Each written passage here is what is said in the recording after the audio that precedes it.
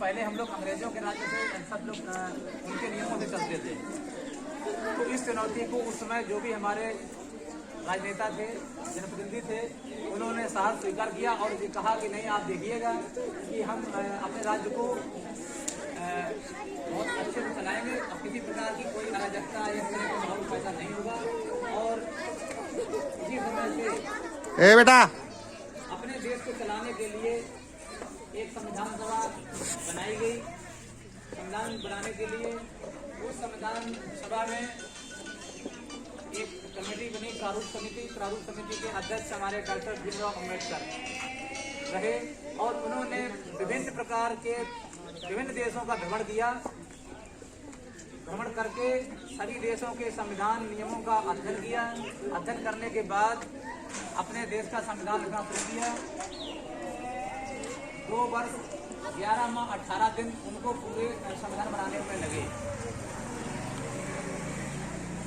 जब संविधान बनकर तैयार हुआ तो 26 नवंबर 1949 को इसे संविधान को हमारे लोकसभा यानी संसद के सामने रखा गया और संसद की पूरी समिति ने इसको पढ़ा। पढ़ने के बाद में सहमति के साथ उसे स्वीकार किया।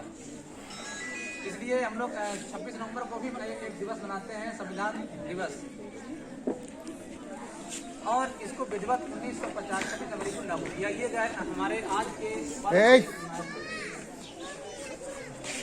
तो अब हम लोग चाहेंगे कि जो भी हमारे हमने कहा ना बिल्कुल बने हैं, कानून बने हैं, उनका हम सब लोग पालन करें। क्योंकि जहाँ नियम पालन नहीं होता वहाँ अराजकता फैलती। चाहे हमारे घर की बात हो, यदि घर में हमारे बड़े बुजुर्गों ने या हमारे मुखिया ने कुछ नियम बनाए हैं, यदि हम लोग नहीं मानते तो घर में भी विद्रोह पैदा हो जाता है। तो उसी तरह से ये हमारा एक पूरा परिवार है, भारतवर्ष। इसके जो नियम है, इन नियमों को पालन करें और इन नियमों के पालन के साथ हम अपने अपने अधिकारों को प्राप्त करें और अपने अपने परिवार की, अपने बच्चों की और अपनी उन्नति करें। यदि हम नियमों को पालन नहीं करते हैं तो अराजकता फैलेगी और हमारे आपस में भाईचारा बिगड़ेगा, लड़ाई झगड़े बढ़ेंगे और जो किसी भी देश या जो किसी भी परिवार, किसी भी व्यक्ति के लिए बड़ा नुकसानदायक होता है। तो जहाँ कहीं भी हम लोग रहें वहाँ हमेशा अपने नियमों के अनुसार स्व अनुशासन में रहना चाहिए। इसके साथ ही इसी संविधान के तहत हमारे बच्चों को भी कुछ अधिकार प्राप्त हुए हैं। हम चाहेंगे कि अब उन बच्चों के अधिकार, चूँकि वो बहुत ही अबोध होते हैं, उन्हें अपने अधिकारों का ज्ञान नहीं होता है। जो बच्चों के अधिकार हैं वो हमारा कर्तव्य है कि हमें उन अधिकारों को उन्हें दिलाएं। उसमें से एक अधिकार उनका शिक्षा का अधिकार भी है, जो मूल अधिकार के रूप में घोषित किया गया है। हम सभी से अपेक्षा करेंगे बच्चों का जो शिक्षा का अधिकार है उस शिक्षा अधिकार को दिलाएं। कोई भी बच्चा कक्षा 1 में जैसे ही 5 साल की अवधि पूरी कर लेता है, उम्र पूरी कर लेता है, 6वें वर्ष में प्रवेश करता है, उसका कक्षा 1 में दाखिला कराएं। हमारी सरकार की ओर से सभी विद्यालयों में शिक्षा व्यवस्था पूर्णतः फ्री है। किसी प्रकार का कोई एडमिशन शुल्क नहीं है।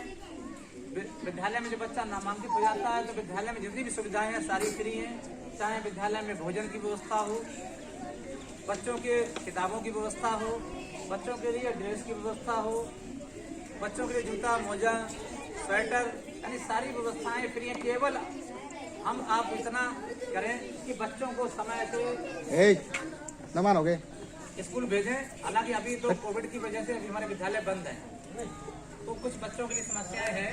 तो सभी बच्चे शिक्षा से पूरी तरह से नहीं जुड़ पा रहे हैं। लेकिन जब भी हमारे विद्यालय खुलेंगे तो हम सबका दायित्व है कि बच्चों को समय से, जो भी विद्यालय का समय हो, यदि ग्रीष्मकाल है तो 8 बजे का टाइम विद्यालय का होता है खुलने का, और सर्दी का टाइम है तो 9 बजे से विद्यालय हमारे खुलते हैं। तो हम सभी समय से बच्चों को भेजें। जब बच्चे यहाँ भेजेंगे तभी हमारे गुरुजन यहाँ जो होंगे, जो टीचर होंगे, वो उनको सही तरीके से पढ़ा सकेंगे। तो ऐसी हमारी सभी से कामना है कि बच्चों को अधिकार दिलाएं। जैसे ही बच्चा 5 वर्ष की उम्र पूरी करे, 6ठे वर्ष में प्रवेश करे, उसका तुरंत कक्षा में नामांकन कराएं। यदि पिछले वर्षों में कोई बच्चा छूट गया हो और बच्चा 7 साल 8 साल का हो गया है तो उसका भी एडमिशन करा दें। उसको उसकी उम्र के अनुसार उसकी कक्षा में दाखिला हो जाएगा। दाखिले के लिए कोई कभी हमारे यहाँ मनाही नहीं है। किसी भी समय एक बच्चा, कहीं बाहर का कोई बच्चा आपके यहाँ रिश्तेदारी का आकर के बस गया आपके गांव में, अब वो वहाँ अपने मूल गांव नहीं जाएगा, तो उसका जितनी भी उसकी उम्र हो उसके अनुसार हमारे स्कूल में प्रवेश उसका हो सकता है। यदि 7 साल का बच्चा है तो कक्षा 2 में उसका डायरेक्ट एडमिशन हो जाएगा। 10 साल का बच्चा है तो उसी हिसाब से उस कक्षा में उसको जो भी उसकी क्लास होगी उसकी क्लास में एडमिशन उसका हो जाएगा, और किसी प्रकार की कोई फीस नहीं है। इसके साथ ही जब हमारे बच्चे हैं, इनको आगे बढ़ने के लिए हमारे जिले का नवोदय विद्यालय, जो बहुत ही नामी विद्यालय है, भारत सरकार की योजना से संचालित है, और ये पूरे जिले में एक ही विद्यालय होता है, हर जिले में एक ही विद्यालय होता है। हमारे जिले में भी एक रोहिला में बना हुआ है। जो बच्चे सरकारी स्कूल में पढ़ रहे होते हैं उनमें केवल उन्हीं बच्चों को स्कूल में पढ़ने का मौका मिलता है। जो बच्चा कक्षा 5 पढ़ रहे होते हैं उनको वहाँ कक्षा 6 में दाखिले के लिए एक फार्म भरना होता है, फार्म भर के टेस्ट होता है, और जो बच्चे टेस्ट में पास होते हैं उनके लिए वहाँ कक्षा 6 से करके 12वीं तक की पढ़ाई निःशुल्क पूरी तरह से फ्री पढ़ाई होती है। और नवोदय विद्यालय के पढ़े हुए बच्चे आज आप कहीं भी किसी भी ऑफिस में देख लीजिएगा, एक आध बच्चा वहाँ जरूर मिलेगा कि ये नवोदय का पढ़ा हुआ है। वहाँ बहुत ही अच्छी बेहतरीन पढ़ाई होती है। तो ये व्यवस्था हमारे विद्यालय में पढ़कर ही आपको मिलेगी, मतलब सरकारी स्कूलों में पढ़कर। इसी तरह से बच्चों के लिए कुछ और भी प्राइवेट स्कूल भी हैं जिन्होंने फ्री पढ़ाई के लिए काम किया है। उनमें से एक विद्यालय हमारे यहाँ विद्या ज्ञान विद्यालय है, जो हमारे यूपी में केवल 2 जगह संचालित है। एक तो सीतापुर में है और एक हमारा बुलंदशहर में है। ये प्राइवेट स्कूल है, जैसे कि फैजाबाद का आप जो भी सबसे अच्छा प्राइवेट स्कूल समझ रहे होंगे उससे भी अच्छा स्कूल है। यदि यहाँ सीपी को आप समझ रहे हैं बहुत अच्छा स्कूल है, तो सीपी से वो कम से कम 5 गुना और अच्छा है। यदि फरबाबाद में आप समझ रहे होंगे कि सेंट एंथोनी है या हमारा वीरेंद्र स्वरूप स्कूल है, तो उनसे भी कम से कम 2 गुना 3 गुना अच्छा स्कूल है। यदि आप अपने बच्चे को अलग से यदि वहाँ एडमिशन कराने जाएंगे तो शायद 5,000 रुपये 10,000 रुपये आपको हर महीने के लिए जमा करने पड़ेंगे। लेकिन यदि बच्चा हमारे स्कूल से पढ़ करके उन विद्यालयों के फॉर्म भरता है और परीक्षा पास करता है, तो उसकी पढ़ाई उन प्राइवेट स्कूल में, ये एक शिवनाडर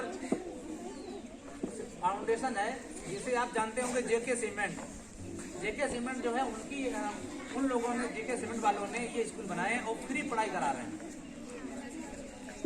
ये उनके स्कूल प्राइवेट तौर पे हैं, बहुत बेहतरीन स्कूल है, लेकिन वो लाभ आपको तब मिलेगा जब आप हमारे स्कूल में सरकारी विद्यालयों में पढ़ाई कराएंगे कक्षा 5 तक, और यहाँ बच्चे की तैयारी करवाएंगे और बच्चा उनका टेस्ट पास करेगा, तो वहाँ पे भी फ्री पढ़ाई होगी। आप हमारे स्कूलों के माध्यम से अपने बच्चों पढ़ सकते हैं। कितनी सरकार की सारी है, ये चुपचाप सुनो क्या कह रहे हैं, आवाज नहीं, लेकिन इसके लिए आपको लगना पड़ेगा। कोई नहीं आवाज करेगा। आप बच्चे को समय से स्कूल नहीं भेजेंगे तो ये आप हमने जो बताया टारगेट आप हासिल नहीं कर पाएंगे।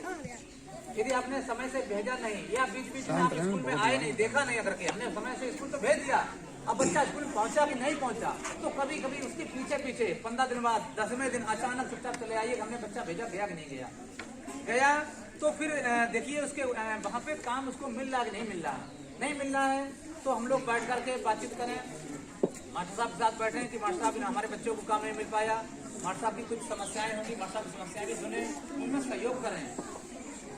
यदि कोई मास्टर साहब बताएं कि हमारे अध्यापक कम है, तो हम लोग चाहेंगे कि हम अपना बच्चों को भला चाहते हैं, तो कुछ जो बच्चे हमारे गांव में बड़े हैं और जिनको भी कहीं नौकरी नहीं मिली है, हमारे और उन्होंने BA तक की पढ़ाई, इंटर तक की पढ़ाई कर ली है और घर में फ्री हैं, तो चाहे तो वो लोग आगे आकर के आए, अपने स्कूल के गांव के बच्चों को आगे बढ़ाने के लिए वो भी हमें सहयोग कर सकते हैं।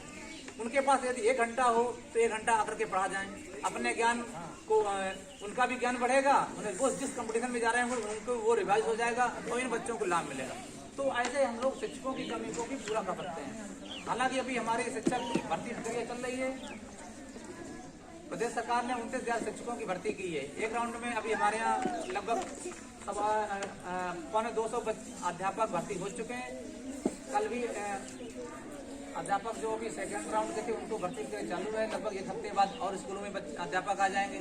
फिर भी बहुत सारे स्कूल होंगे जिनमें 5-5 टीचर नहीं होंगे, 4-4 नहीं होंगे, हो जाएंगे, हो सकता कहीं पे 1 होंगे तो वहाँ 2 हो जाएंगे, 2 होंगे तो 3 हो जाएंगे, लेकिन अध्यापकों की कमी बनी रहेगी। तो इस कमी को पूरा करने के लिए हम गांव के लोग सभी चाहेंगे तो ये कमी पूरी हमेशा हो जाएगी। जो भी जिस काबिल हो, यदि अच्छा हाई स्कूल का बच्चा है, 1 घंटे उसको लग रहा है हमारे पास टाइम है, 1 घंटे आकर के पढ़ा देगा तो इन बच्चों का भी भला होगा, उसकी भी ज्ञान वृद्धि होगी, उसको भी अच्छा लगेगा कि हमने जो चीज सीखी थी यहाँ पे आकर के बता दी। और ज्ञान एक ऐसी चीज है जो जितना बांटते उतना बढ़ती है। तो ज्ञान हमेशा किसी के पास है तो उसको बांटना चाहिए, कभी समेट के नहीं रखना चाहिए। समेट के रखेंगे उसे भूल जाएंगे और आप भी उस ज्ञान को खो देंगे। तो इतना हमारा आप सभी से अनुरोध है, आप इतनी बड़ी मात्रा में आए, ये आपका प्यार आपका उत्साह देखते हुए बनता है। और आज के अवसर पर हमारे मंचासीन सभी प्रबुद्धजनों का पुनः एक बार सम्मान और अभिनंदन, बधाई आपको।